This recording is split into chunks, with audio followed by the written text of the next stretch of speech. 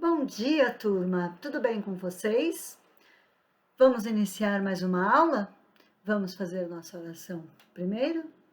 Vamos pedindo ao nosso Mestre Jesus, à espiritualidade amiga, para que nos assista, nos acompanhe, nos intua a todos os dias de nossos caminhos, que possamos aprender a evoluir, seguindo sempre a caridade e o amor.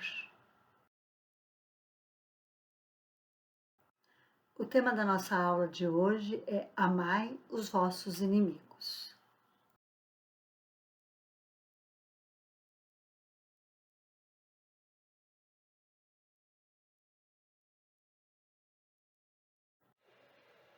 O Livro dos Espíritos, no capítulo 12, trata sobre o tema Amai os vossos inimigos, retribuir o mal como o bem.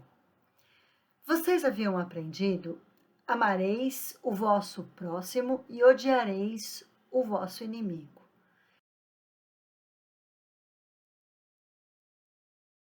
E os Espíritos nos responderam: Amai vossos inimigos, fazei o bem aos que vos odeiam, e orai pelos que vos perseguem e caluniam, a fim de serdes filhos do vosso Pai, que estás no céu, e que faz que se levante o sol para os bons e para os maus, e que chova para os justos e injustos.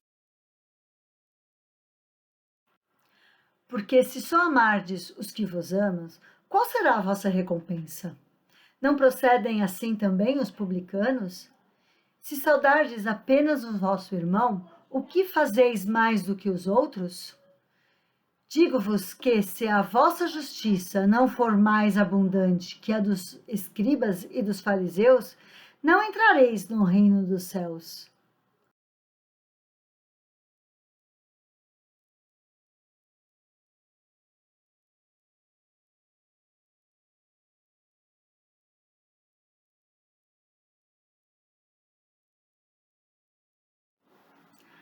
Se você faz o bem apenas para quem faz o bem, que mérito receberá? Pois estará agindo da mesma forma que as pessoas de má vida. Amai vossos inimigos, fazei o bem a todos e auxiliar, sem esperar coisa alguma. Então, muito grande será a vossa recompensa, e sereis filhos do Altíssimo, que é bom para os ingratos e para os maus. Sede cheios de misericórdia, assim como é vosso Deus.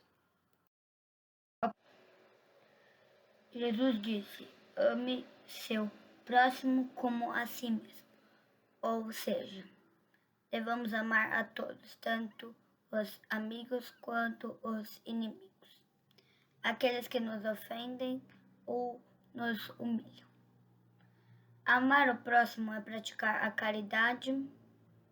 Amar os inimigos é aplicação sublime, porque essa virtude constitui uma das maiores vitórias conquistadas sobre o egoísmo e o orgulho. Amar quem nos ama é fácil, mas amar quem nos prejudica é mais difícil. Quando Jesus disse: ame os seus inimigos, não quis dizer que devemos amar o inimigo com o mesmo carinho que temos por um irmão ou um amigo. Ora, não se pode ter confiança naquele que sabe que nos quer mal.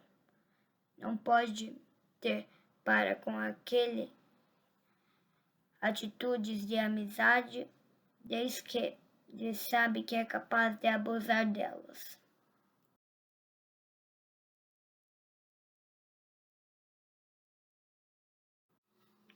Amar os inimigos é não ter ódio, nem rancor, o desejo de vingança.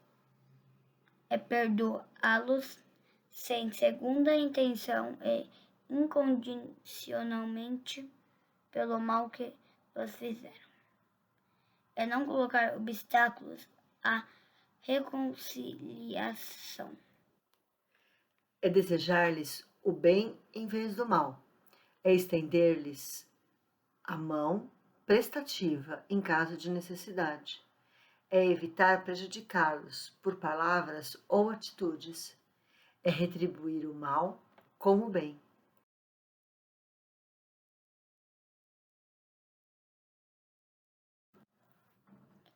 Quando o Senhor nos aconselhou a amar os inimigos, não exigiu aplausos ao que rouba ou destrói. É compreender, acima de tudo, que as faltas daqueles que não se afinam conosco poderiam ter sido nossas e imaginar como seríamos felizes a tivéssemos a oportunidade de erros desculpados e esquecidos por aqueles aos quais tenhamos ofendido. O espírita ainda tem outros motivos de indulgência para com os inimigos, porque sabe, antes de mais nada, que a maldade não é um estado permanente do homem, mas que decorre de uma imperfeição momentânea, e que o homem mau reconhecerá um dia os seus erros e se tornará bom. Não há coração tão perverso que não se deixe tocar pelas boas ações, mesmo a contragosto. Com boas atitudes, pode-se fazer de um inimigo um amigo antes e depois da morte. Com a má atitude, ele se irrita e então que serve o instrumento da justiça de Deus para punir aquele que não perdoou?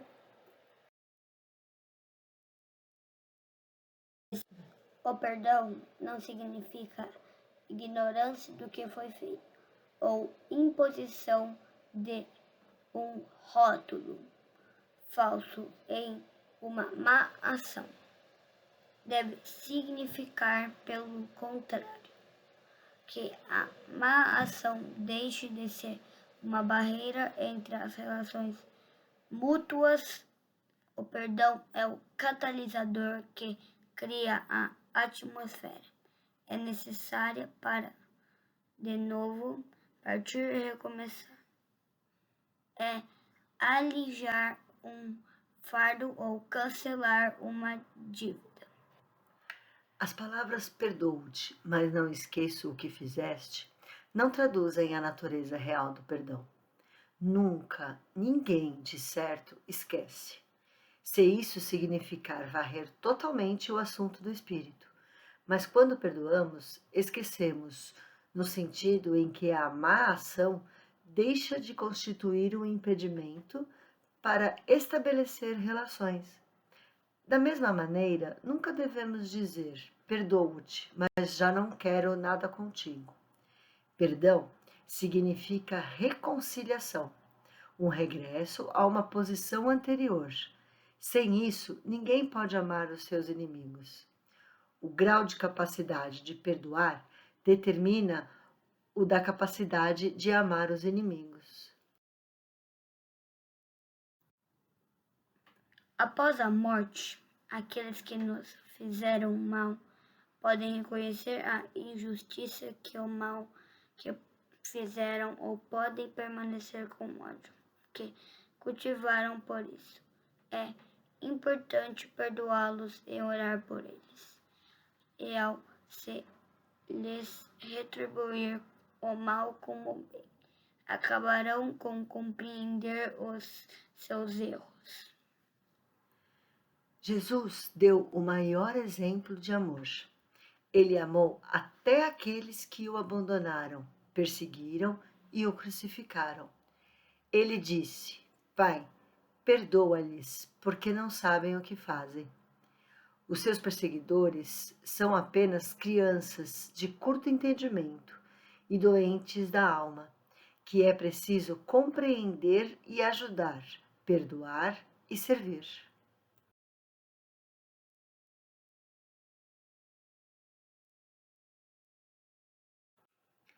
Dizemos com muita frequência que os piores inimigos são os exteriores, mas nos esquecemos de olhar para dentro de nós e ver que os adversários mais difíceis são aqueles que estão na nossa própria alma.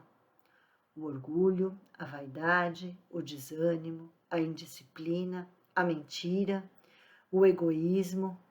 Estes são os maus que devemos aprender a combater em nós.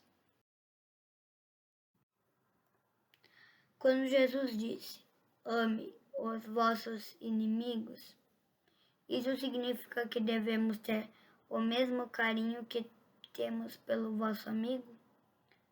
Como devemos amar os inimigos? É possível um inimigo se tornar um amigo? O que podemos fazer um inimigo desencarnado para que compreenda seu erro? Quem nos deu o maior exemplo de amor aos inimigos? Para quem Jesus disse esta frase: Pai, perdoe-lhes porque não sabem o que fazem. Quais são inimigos mais difíceis?